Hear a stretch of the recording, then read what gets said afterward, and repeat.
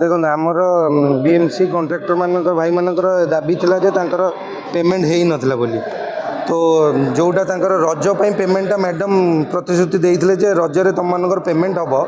ତାଙ୍କର ଯେଉଁ ନୂଆ CFO ଯିଏ ଚିଫ୍ ଫାଇନାନ୍ସିଆଲ ଅଫିସର ଯିଏ ଚେଞ୍ଜ ହେଇଯିବା କାରଣରୁ ଯେଉଁ ନୂଆ CFO ଆସିଥିଲେ ସେଥିପାଇଁ ତାଙ୍କ ବିଲ୍ ସବୁ ପ୍ରୋସେସ୍ ହେଇପାରୁନଥିଲା।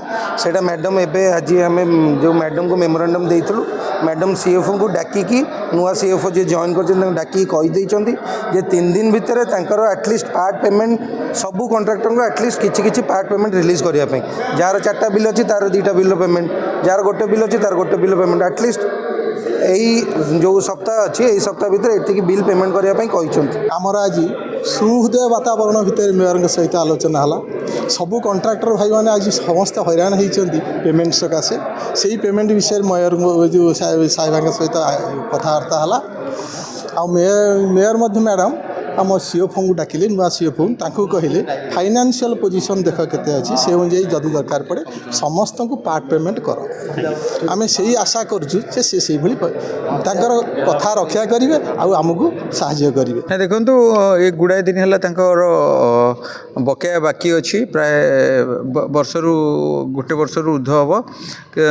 ସେ ଯୋଗୁଁ ମୁଁ ଅନୁରୋଧ କରୁଛି ମେୟର ଆଉ କମିଶନରଙ୍କୁ ଅନୁରୋଧ କରୁଛି ସେମାନେ ଜଲ୍ଦି କରିବେ। ଏବଂ ମେୟର ବି ଆଲୋଚନା କରିଥିଲେ ଖୁବ୍ ଶୀଘ୍ର ଏ ପଇସା ପେମେଣ୍ଟ କରିବେ ବୋଲି ଯାହା ଆଲୋଚନା କରିଥିଲି ସେ ଦେବେ ବୋଲି।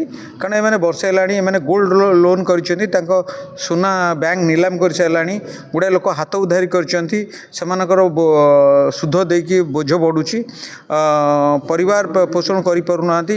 ଘରଭଡ଼ା କଣ୍ଟ୍ରାକ୍ଟର ଯେଉଁଠି ଘରଭଡ଼ା ନେଇ ରହିଛନ୍ତି ସେମାନେ ଠିକ୍ ଭାବରେ ଘରଭଡ଼ା ଦେଇପାରୁନାହାନ୍ତି। ପିଲାଙ୍କ ଯେଉଁ ଆଜି ତ ମିନିମମ୍ ତ ଗୋଟିଏ ପିଲା ମାସକୁ 10,000 ଟଙ୍କା ଦରକାର, ସ୍କୁଲ ଫିସ୍ ସମସ୍ତ ଫିସ୍ ଆଣିଲା ବେଳକୁ 10,000 ଟଙ୍କା ଦରକାର। ସେମାନେ ସ୍କୁଲ ଫିସ୍ ବି ଦେଇପାରୁନାହାନ୍ତି, ପିଲାମାନଙ୍କୁ ଠିକ୍ ଭାବରେ ପାଠ ପଢ଼ାଇ ପାରୁନାହାନ୍ତି।